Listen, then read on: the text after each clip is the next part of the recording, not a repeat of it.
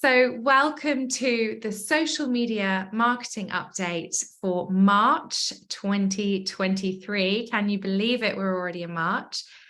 For those of you that haven't joined us on an update before, then just to let you know a little bit about what to expect. My name is Alison and I run a social media consultancy, Avocado Social. So hopefully you've heard of me before, but if not, then welcome along to our monthly social media updates.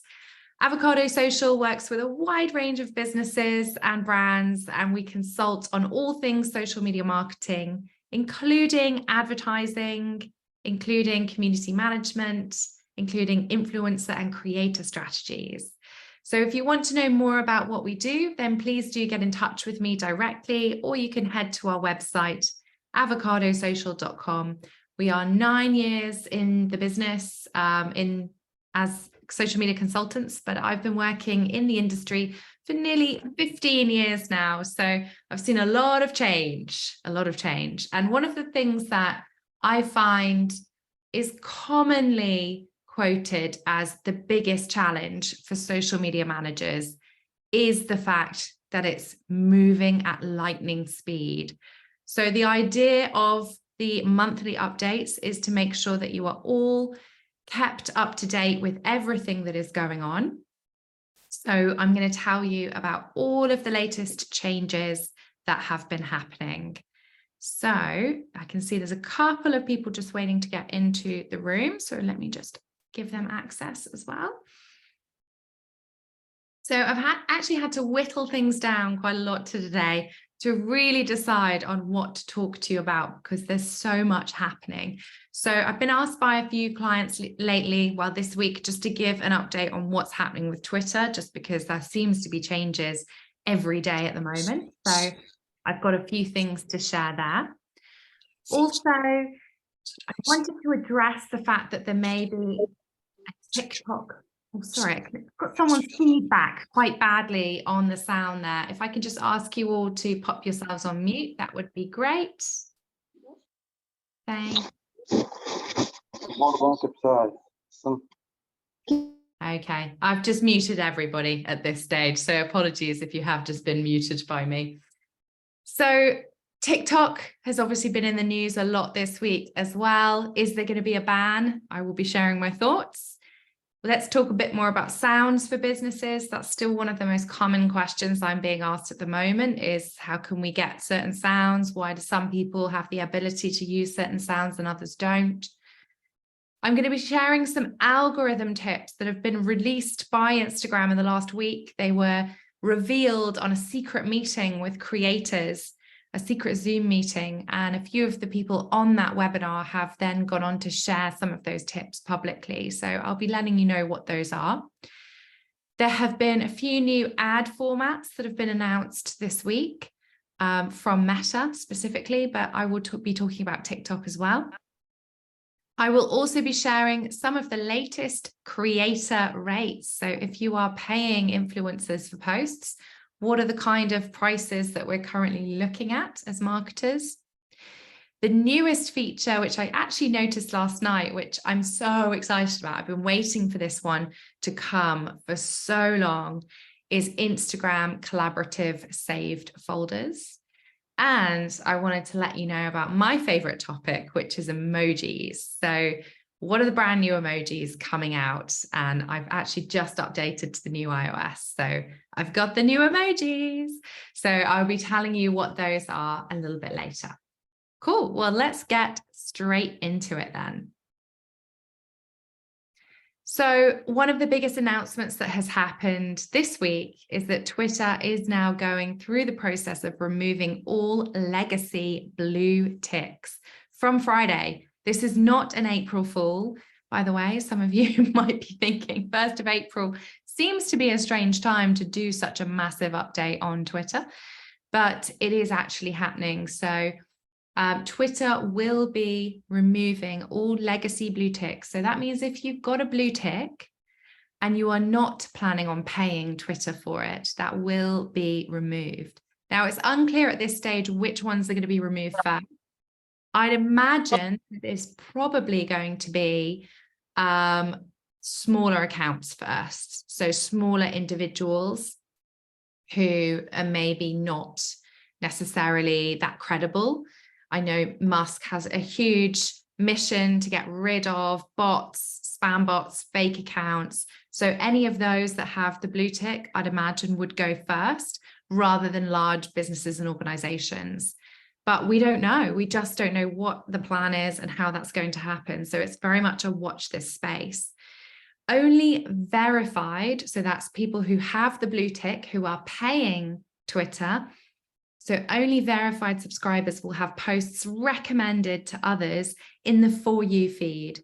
So when you log into Twitter, the first place you come to is the For You feed, and you can switch between For You and following. So those are the options that you have when you look at Twitter home feed. And the For You feed is meant to suggest to you the best performing posts from within your network, and also posts from people outside of your network that you might be interested by. Whereas the following feed only shows you people you're following, and that is in chronological order. So on the For You feed from Friday, we should expect to just see verified subscribers. Now, this had a huge reaction, lots of negativity around this piece of news this week. The following day, Musk announced that, oh, by the way, I forgot to tell you that you will also see people you're following in the For You feed as well. So very confusing messages coming out of Twitter at the moment. It seems like they backtrack on a lot of the announcements. But Musk did say on Tuesday, I forgot to mention that accounts you follow directly will also be in the For You, since you have explicitly asked for them. So it very much seems like they're making up their strategy as they go along. This is a big push to see if they can get more people paying to use Twitter verified. And at the moment, we know that that is roughly around $7. That's £5.70 a month to use the Twitter Blue, which is the Twitter verified subscription. The additional features that you get with Twitter Blue are that you can edit a tweet once it's gone out. You can also upload longer video, or you will soon be able to upload longer video. And also you'll get prioritization in the feed. So your posts will be seen by more people, essentially.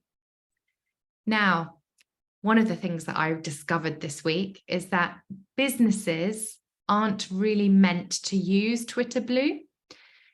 It's for individuals. If you're a business and you're thinking about upgrading to the latest Twitter Blue verification package, you're meant to be using Twitter verified organizations. This is a different subscription model, and it costs £950 a month. So yes, incredible.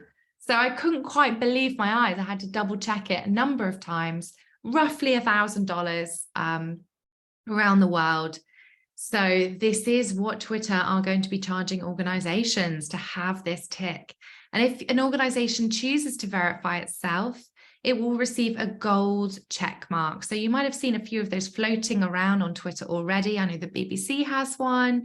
A couple of my clients, like the Eurovision Song Contest, has one. And it's that kind of level of credibility, I guess, that it gives a business, but also you do get those additional features too.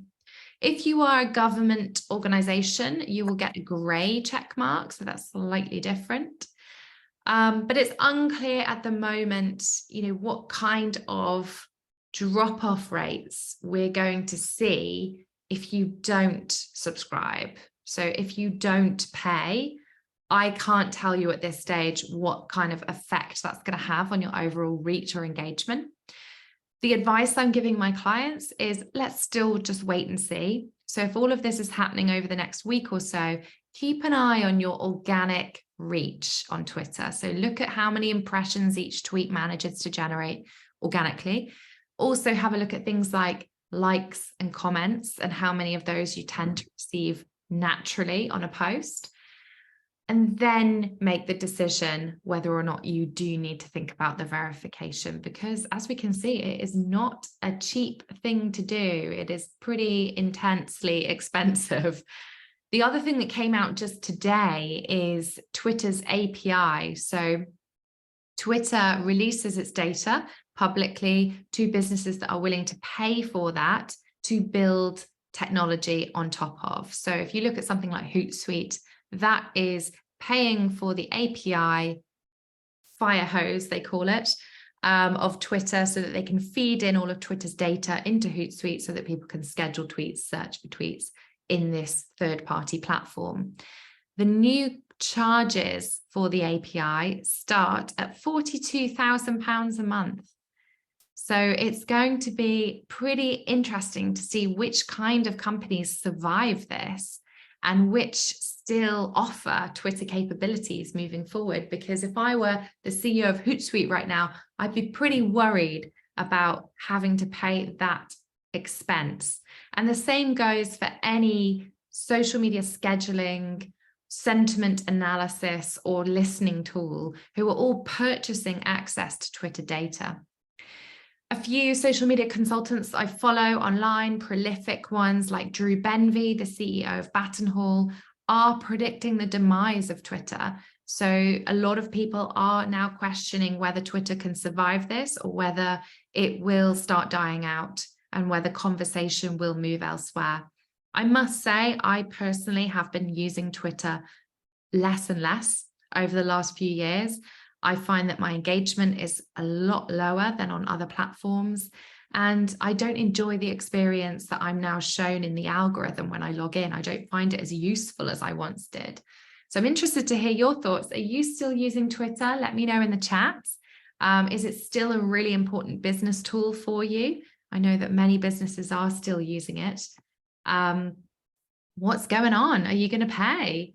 I think it's still very much a watch this space. Okay, so moving on to our next big topic of interest, TikTok. Now, we know, as you've probably been following in the news, the US lawmakers are pushing for a national ban on TikTok. And this means 150 million US users of TikTok would be affected. So the reasoning behind this is due to security concerns. So apparently the US government and the UK government are concerned about the fact that TikTok's owner ByteDance are based in China. And they are alleging that China's government has had access to the app's user data. So this is the main reason on the surface, although there's a lot of rumors behind why this is actually happening. There's been a lot of myths and stories that have been shared in the media around theories from this is all, Mark Zuckerberg's doing, to the fact that US lawmakers and congressmen are kind of negative towards TikTok because they don't own shares in it. So there are lots of different reasons as to why people are saying this is happening. TikTok actually, over the last few days, has just released a myths versus fact sheet where they've actually gone through each of the kind of rumors in the treadmill at the moment and given their response to those. So I actually have the link directly to this fact sheet. I follow quite a lot of TikTok employees on LinkedIn, and they've all been sharing this fact sheet across LinkedIn over the last week. So if you're interested in seeing it, there's the link for it. Sorry, that's quite a long link there. Essentially, what's been happening over the last couple of weeks is that the US, the UK, and other governments around the world have restricted access to TikTok from official government devices. So if you're working for the UK government and you want to use TikTok on your work phone, you won't be able to. So that's one of the moves they have made initially. But one of the things that is thought to happen is that most likely this will force a sale of TikTok from ByteDance to a US-based company. So that is predicted to be the outcome. I very much doubt TikTok will be banned in the US. The reason is because it would be incredibly difficult to enforce it. And also it's completely unprecedented. So this sort of move wouldn't happen overnight. It might take years to happen. And we all know that social media moves so quickly. So by then there'll be another app.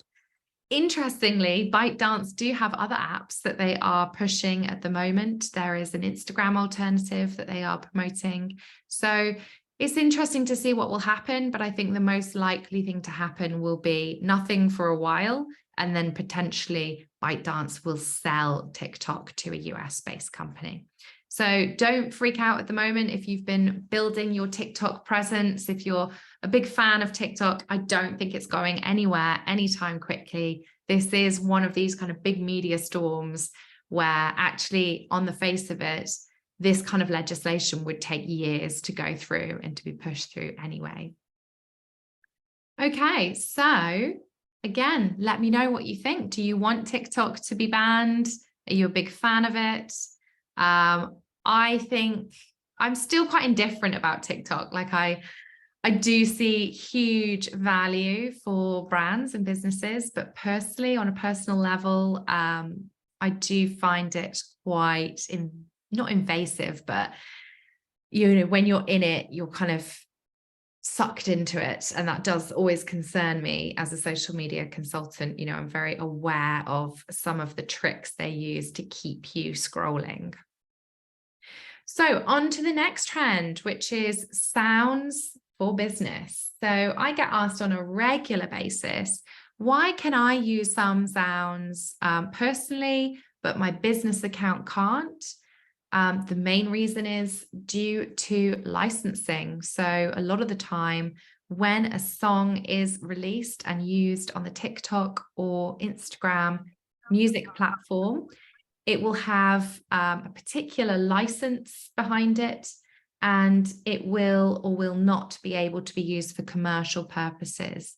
So whoever owns the copyright of that music track will have stated whether it's available for commercial purposes or not. One of the things I really like about TikTok is they only show you sounds that are licensed for commercial use. So if you're a business account, as I am on TikTok, when you scroll through the library of commercial sounds, you only see the ones you can use. Whereas on Instagram, you can see all of them, but you can't use the ones that aren't available. So it physically won't allow you to actually use them. There's just no way of clicking use audio. You can't even add them to your tracks, but you can still see them. So I don't think that usability is great from Instagram's point of view, and I would like to see that changed. But that is the main reason as to why some businesses can use some tracks and some can't. It might be that you notice on TikTok that some businesses are using the latest Beyonce track or the latest Miley Cyrus track.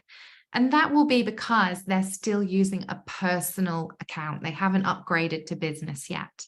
And once you upgrade to business, which is free to do, and it's just a quick switch, that's when the commercial sounds will shut off any songs that aren't available to you. So that's one of the first things just to get your head around. Now, I do think there are lots of alternative ways to still use a popular music track, even if you're a business. The first thing is search for the name of the track, and you might find that someone has covered it or someone has remixed it or sped it up. So this is something that lots of businesses do. If there is a popular song like Harry Styles or Miley Cyrus that isn't available for commercial use, they actually have used a remixed version of that a DJ has created or a creator has sped up on TikTok and Instagram. And that is fine to use. So you can use alternatives. There's still lots of trending audio, which is available for you to use on Instagram and TikTok that is available for commercial sounds. So there's more and more that is available.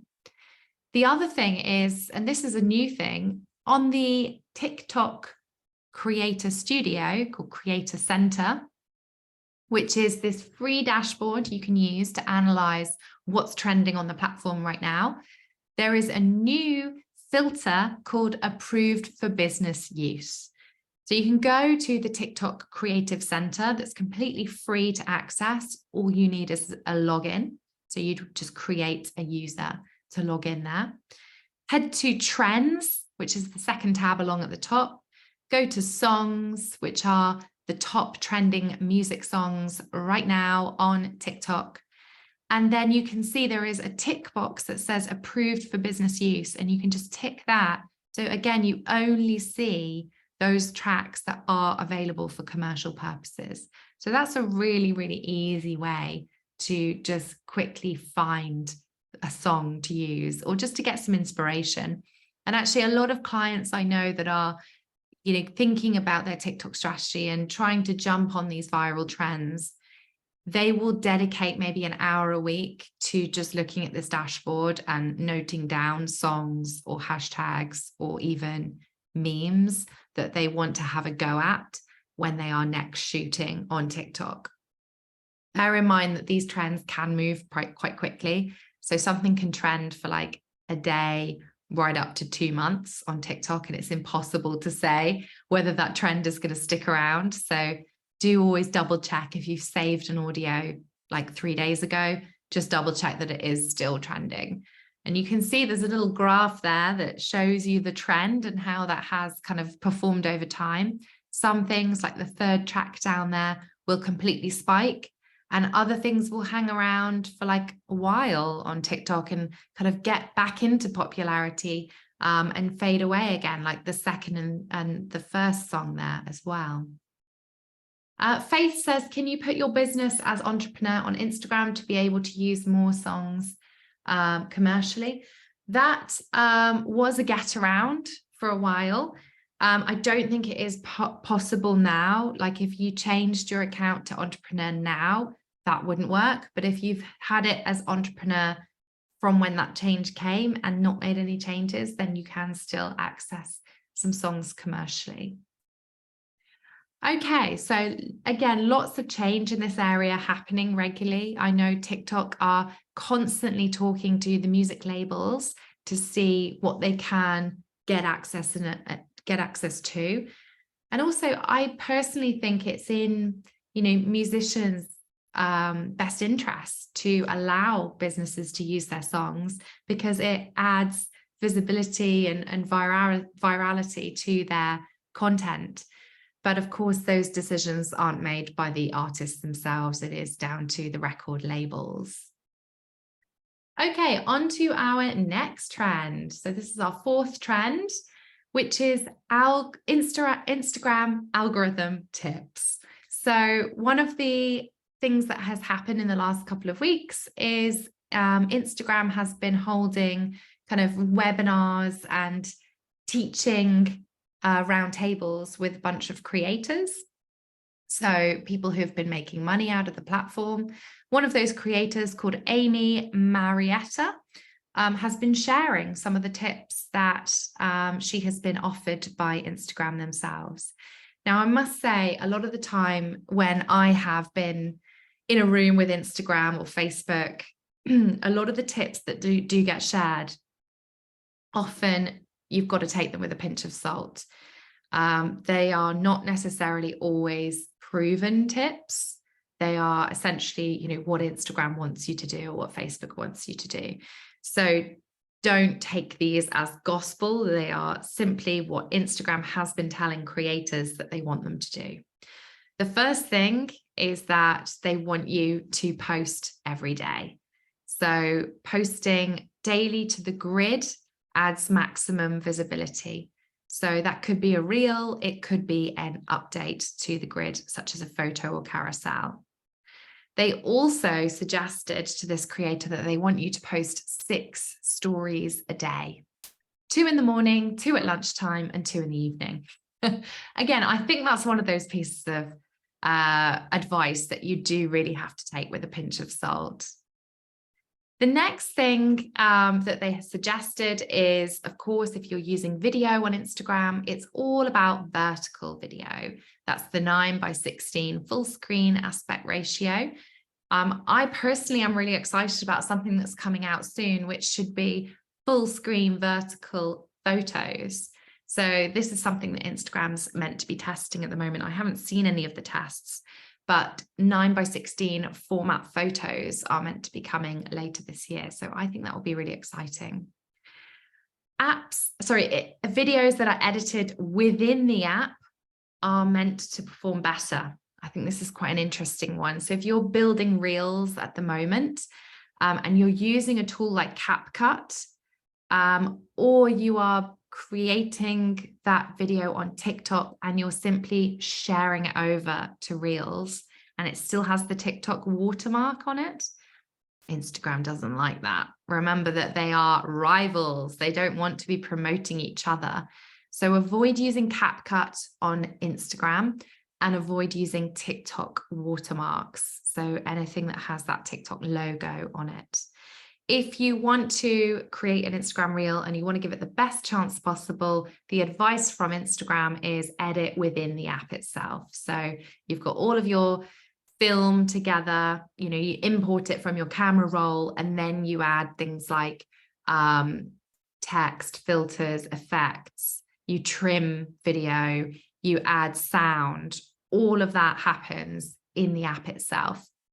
Now that is quite frustrating because the editing suite inside Instagram isn't the best at the moment, but that is something that they are massively working on this year. I get asked this question all the time, which is how many hashtags should you be using? The advice from Instagram is 3 to 5. Now, I do take this one with a pinch of salt because the third-party social media scheduling tool Later did a big study into hashtags, and they suggested that actually over 11 hashtags is the sweet spot. So any more than 11. Now that piece of research is a little old now. So that piece of research, I think, was done in 2021. So nearly 2 years ago. It would be interesting if someone was going to do that piece of research once again. I'd personally like to see that. But Instagram is saying 3 to 5 hashtags is plenty. That's enough. And it's more about the words you use in your caption and making sure that those words are searchable. They include keywords that people are going to be looking for. Trending audio. So I've mentioned this one on, I think, both my January and February update, and again today. So trending audio really does seem to be a big strategy, a big technique for adding a bit more viral juice to your videos. So where possible, add some trending audio, even if you've got a voiceover and you just want to add a little track in the background. I did this yesterday, actually, on my Instagram Reels. I was talking to the camera, but I still added some trending audio to the background just to increase the possibility of getting extra views on that video. And then if you are using a voiceover, of course, add captions for that. You can do that really easily on both Instagram Reels and TikTok. But those words in the caption are thought to be ranked within the search as well. So really important to do that. Julian says 3 to 5 hashtags on Reels and static. That is the vague advice we have got from Instagram. Yeah, they haven't specified which kind of posts that would be for. So I'm assuming that's Reels and grid posts. Something to try. And as always, take these tips with a pinch of salt. So it doesn't necessarily mean this is changing your whole strategy now, but try posting every day. See if it makes a difference for a week. Try 3 to 5 hashtags for the next 5 posts you do. See if that makes a difference. All of these things are about tweaking your strategy and kind of changing and tinkering with the algorithm and seeing if it makes any kind of difference to your reach and engagement. Okay, so the next update I have for you is the fact that there are some new ads formats coming out on Instagram and on TikTok and on Facebook. So just things to bear in mind are one of the biggest changes we're seeing in social media is the fact that people are using TikTok and Instagram for search, particularly young people, that's 18 to 24-year-olds. It's thought that 40% of 18 to 24-year-olds now use TikTok as their search platform of choice over Google. So that's really interesting to see. The younger demographics are searching on Instagram, searching on TikTok for things that they want to see, whether that's things they want to buy, inspiration, travel plans, fashion inspo, recipes. And so Instagram and TikTok have responded to this by offering new ad formats. You will soon be able to appear in the search results as a branded advertisement. So in this example, the user has searched for skincare, and the ad you can see appears there right at the top of their search results is a skincare brand. So I think the best thing you can do at the moment is start to plan for this by thinking about what kind of words and phrases people might be searching for to come across your content. You can start to integrate that in your captions right now, because we know that captions are completely searchable on TikTok and Instagram. But if you are spending money on advertising, then this new format, I think, will be a really exciting one, particularly to use later on in the year around Christmas as well. So start to have a think about how you might utilize this new format. The other one that was announced is this reminder advert, which we have hopefully seen the reminder option, which happens when you run an event in Instagram. You can create an event. You can do that as an Instagram story countdown sticker. And then someone opts in to receive a reminder about an event. They've taken that one step further now and created these reminder adverts. So you can run an advert like for a television program, The Waking of the Dead, or for an event, or maybe for a product launch. And then right at the bottom, the call to action is remind me. That user can then sign up for a push notification, which is the bell at the bottom there, or they can share that event to a story. And then when the day of the event comes, that push notification appears on their phone. And you can choose to have that an hour before, 15 minutes before, 10 minutes before. And in this case, the example is 15 minutes ahead of this television program happening. So I think that will be really interesting for things like movie releases and TV releases. But I can also see brands using that around sales, product launches, Christmas shops. So I'm sure we'll see much more of that later on in the year. The other ad format that has been released this week is more Facebook Reels advertising. So you couldn't actually promote a reel or advertise in Reels on Facebook, but that has all changed this week. So they have essentially just used the same ad formats that they have on Instagram Reels in Facebook Reels as well. So next time you're playing around in Ads Manager, do have a look at the placements section. Hit manual placements, and there you'll be able to see the updated list of all of the different areas that you can now advertise. So our next trend, I think we've got 3 more left, is the latest creator rates. So let me again share a link with you in chat, but one of my favorite brands, The Later, which I've already mentioned, they do lots and lots of interesting in industry reports. They have launched just this week their latest creator rates report. So what they've done is analyzed all of the fees which creators and influencers are charging brands for posts and for reels, and they've put them together in kind of averages here, obviously in US dollars. But interesting to see, the differences which creators are charging for both posts and reels. Obviously, reels are far more lucrative for creators. They take more time and effort. They are more sought after from brands because they do generally result in higher engagement, 22% higher engagement than a feed post. So creators are charging more for them. But if you look at the kind of really micro influencer or nano influencer, as they're sometimes referred to, of the 1 to 5,000 followers, you could be generating Instagram reels from these audiences, from these creators, for as low as $100 each. But hopefully this just gives you a rough estimate of, how much you should be paying, or how much, the industry as a whole is paying for this. Obviously, once you hit the 200,000 follower mark, that's when things start to get pretty ridiculous. And I've had, all kinds of crazy quotes from influencers sort of over the 200,000 mark. I think one of the more ridiculous was sort of £8,000 for a post and a reel. And actually the client did go for it. And I've got to say, yes, it got great reach. Did it result in sales? No. So very, very interesting to think about, what is it you want to achieve from this? It's always good to think about before you start working with a creator. Is it for impressions and reach, which is really what it should be?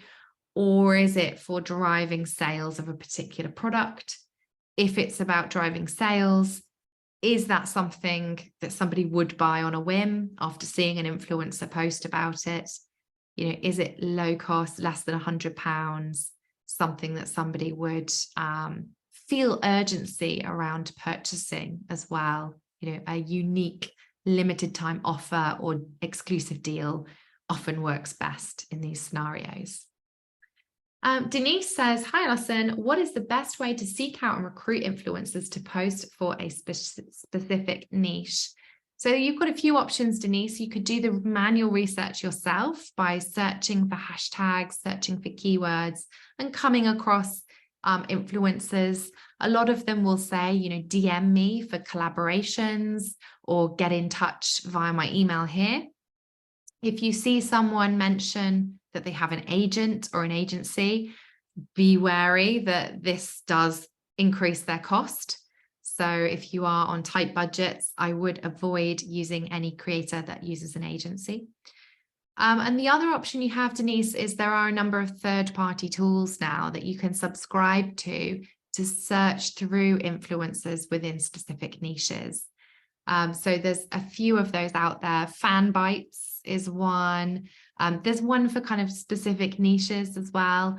I'm trying to remember the name of one I found for kind of restaurants and hospitality brands recently, but the name escapes me. So if anyone knows that one, do pop it in chat. But a quick Google search will hopefully result in some options for you. But bear in mind that these influencer yellow pages or dashboards do often charge for access. So you might need to buy like a 30-day access to be able to scroll through influencers within particular niches. Okay, so hopefully that's given you a little bit of insight in the state of influencer and creator marketing right now. It's still an incredibly powerful strategy for generating more awareness, more credibility, also just generally boosting your own communities as well. So I mentioned that I'm really excited about this update. I've wanted this for so long now. When you create a private saved folder on Instagram, you'll know that you can give it a name. You can access it on both mobile and desktop. It's a really nice way of beginning to kind of build collections around, specific themes privately. But one of the best things you can now do, which is new, is you can collaborate. So you can invite one of your friends to also add to that folder.